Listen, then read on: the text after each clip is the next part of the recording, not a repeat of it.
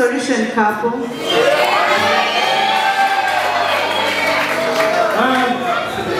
Solution couple. Solution couple rero ni mpamvu yana yego certificate. Nitaye kubandi ndabisigure neza nibishika ubundi sindamuye certificate ntangire ngo sindamwemera ndabemera mwese ariko impamvu imvire guha certificate solution couple nukubera uburyo afite jewe nandika nk'umuganga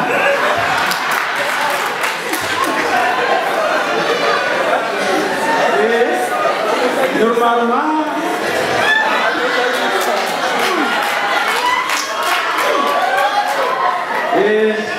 because uriko urasoma nsabe na abonera cyane umukorege wanje mama makunyagiriza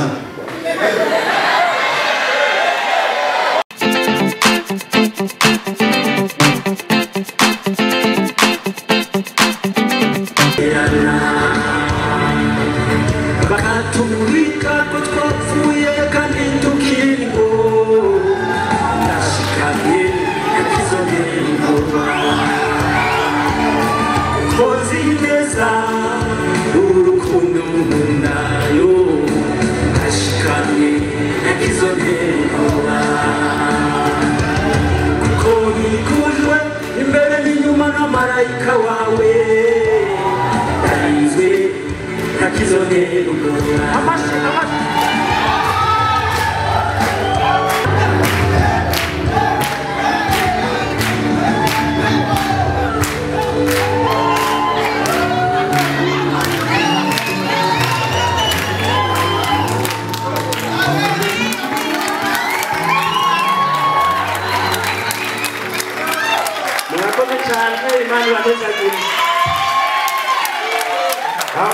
uzo mpamagara muri mu gikorwa kene ko ndamufasha nzokwitaba ariko umuziki vraiment shaka kubereka ko ari ikintu kinini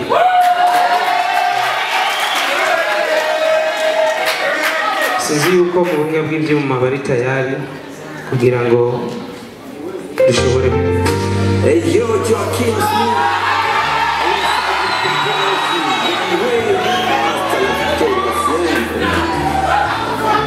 urukundo ibanga ibaze gukunda ugasanga uwo waremewe nagerageje kenshi gukunda abandi ariko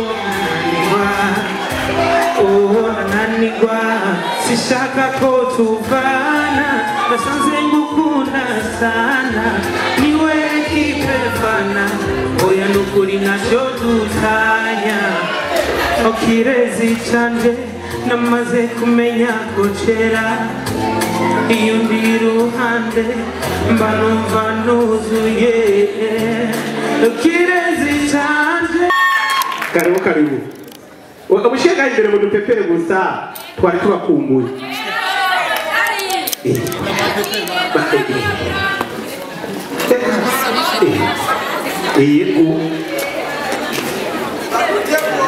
hariho ntabona inyuma hayari mubeze neza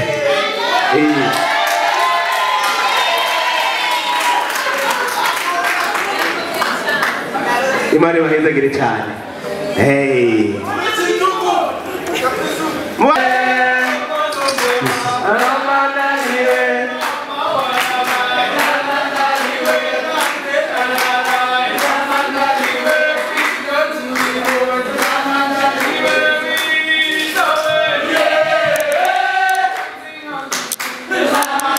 reka nsabe abanyamakuru abaribo batangura batatu abantu baryohewe cyane ariko twavuze zo kora kizungu ariyo mpamvu bikeneye abantu babaza kuruhande rw'abanyamakuru nka batatu cyangwa batanu kuruhande rwa sinema nka batatu cyangwa batanu hanyuma dushobore kubishura kandi tunyaruka umunota umwe ndumva ibibazo byose babajije ngo birabajewe ariko ntimuve ngaho kubera ko muri gacha ndi mu biro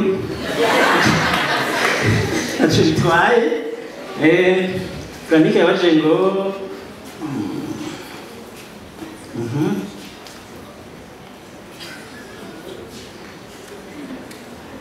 afite jewe nandika nk'umuganga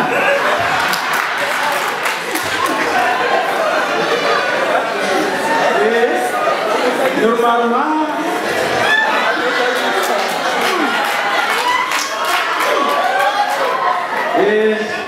because uri kurasoma ibintu wanditse usanga bigoye mugo yavuze ngo yumvise amajwi ameze neza ati donc filime isa neza ati nimba atari banga wakurije nk'uburyo bungana iki ibyo ashatse kubaza ikintu cya mbere kuva ntanguye iyi sinema nkora ireresi kubera kuyikunda ntitaye ku buryo nkoresha kuko amafaranga nkoresha filime n'Imana irampezagira iciye mu nzira zitandukanye hanyuma nkakora filime ariyo mpamvu uburyo nakoresheje ni bwinshi nk'uko mubibona namwe muri sinema murabizi simpaka ndabuvuge yuko nuko Imana yahumpaye murakoze sibyo izomara iyi filime ni ndende kubera ko ubu aka kanya tuvugana tumaze gukora ama episode 50 mu mpamashi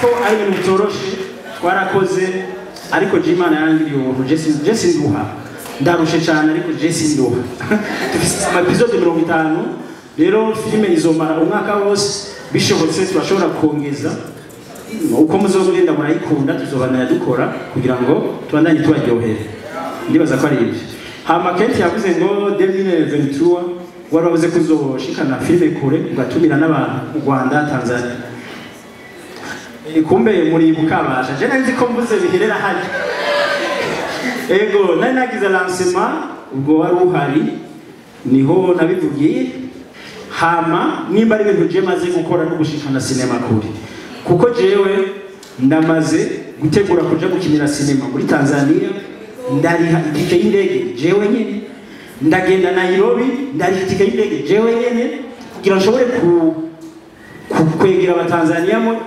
abantu b'i Nairobi menye ngo bakora gute tuzokorane ivyo narayikoze nja Tanzania ndakora y'ama challenge benshi bazi ngaha tuba turabastari tugeze hariya tukaba bapipo ariyo mpamvu mugenzi wanje kundi igihugu cawe ukorera igihugu cawe uteze imbere kuko nta gaciro uzobona mu mahanga nk'ako wogira mu gihugu ciwawe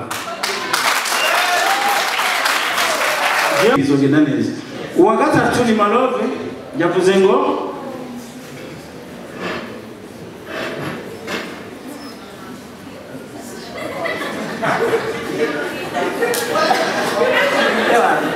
je suis muganga vre ibintu nanditse kandi abisome n'ingorane yavuze akantu mbonye mu gake yavuze ngo nabonye wakocije abatandukanye bo mu migwi itandukanye target yari iyi nta target iri hari uretse kubandanya dukuza urukundo muri sinema ndundi mu cyama kandi abereka umukobwa mwiza afise muri G5 yunze wajanye inyuma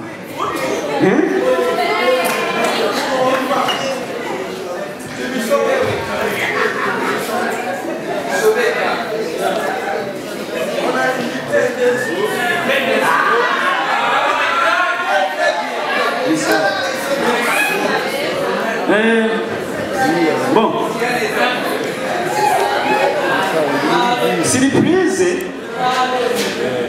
surprise mfise uno musi niye jewe nka Abeliwa canke nka G5 production muri rusange nariyumviriye uburyo abantu bamfashije muri rusange hirya no hino canke bamwe baramfasha no bashimira imbere yanyu kuko akariko kanyambandose niyo surprise kubw'ivyo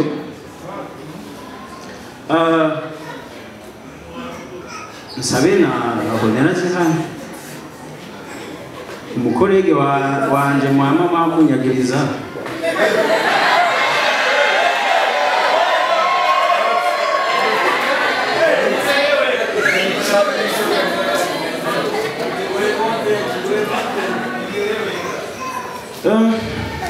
kubw'ibyo nagira bamfashe guha amasertifika abantu nshaka gusoma ngaha baze kuza baramfasha kugira ngo tubahe amasertifika. Icyo gituma nashimye ko baza hano.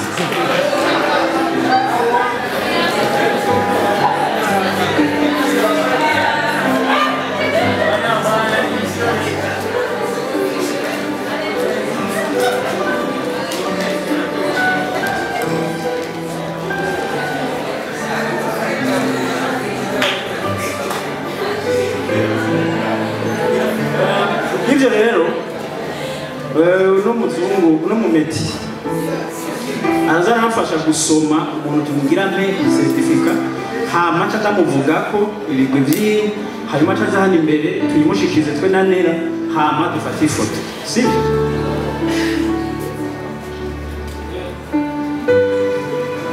Bena ile micro ihari, il n'a pas de micro ici.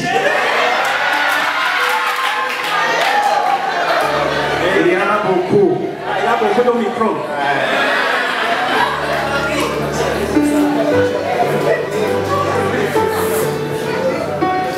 Soma umuntu ama usome izina ryiwe bishobotse usome udufarasa duke hano duce tumushikiriza certificat yiwe ngaha. Ici certificat zina GFIs certificat d'honneur. Nous soulignons, attention par représenter que nyina w'umuntu Yvette. Amashyi menshi kuri nyina w'umuntu Yvette. Nyina w'umuntu Yvette ni madamu wanjye. Madamu wanjye rero pe umuntu wa mbere numva twoha certifica bitewe nuko naje gusanga ibikorwa byose nkora ngaha bya sinema ndabikora kubera madamu ampa uburenganzira. Burya hamwe yotera indura kambuza ntanyemerere cyangwa twaraye turagwana cyangwa igihe kimwe akankubita njyanye nk'iyi sura akayihindanya. Isura mbi muri sinema niryoshye sibyo? Rero nabonye no maga certificat ngo hano twagushikirize hano hagati twagushikirize cyangwa Nera akagushikirize mufate ifoto gafashe.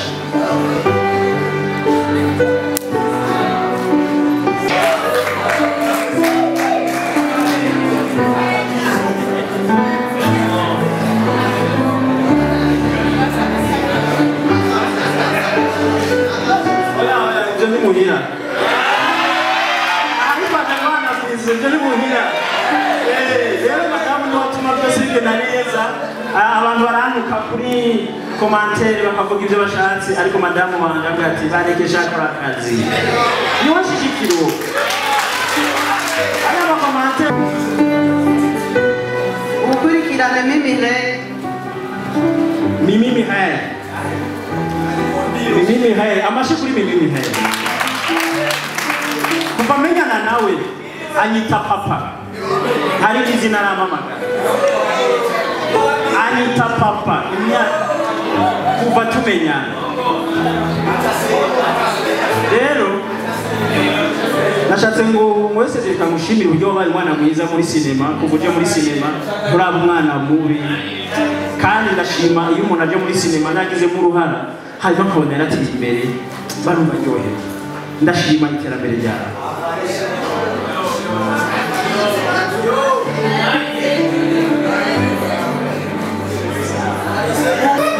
abakurikira ni Solution Couple.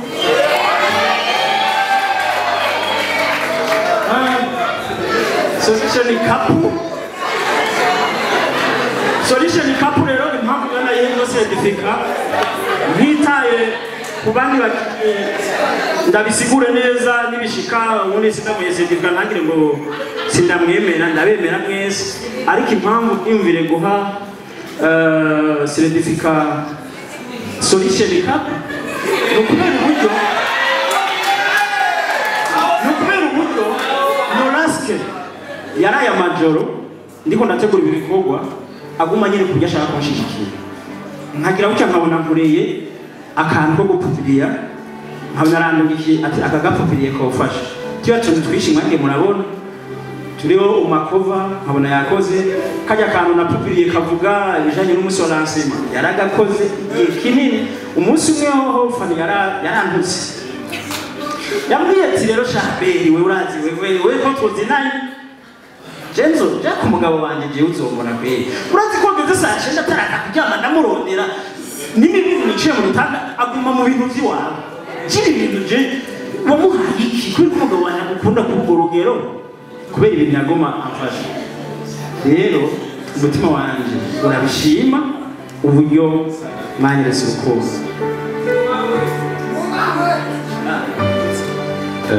badifotora